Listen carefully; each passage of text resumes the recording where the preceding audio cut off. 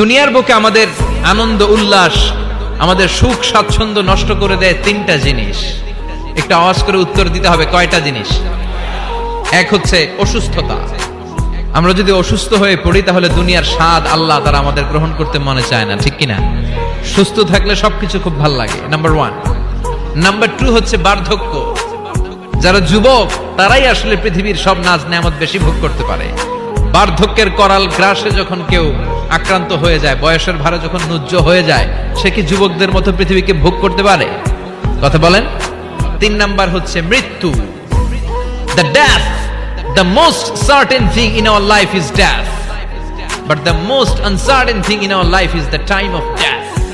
আমাদের জীবনের সবচেয়ে সুনিশ্চিত বিষয় হচ্ছে মরণ, আর সবচেয়ে অনিশ্চিত বিষয় হচ্ছে মরণের সময়। আমরা সবাই জানি যে আমরা এই দুনিয়া থেকে বিদায় নিব, আমরা মরবো, ঠিক কিনা?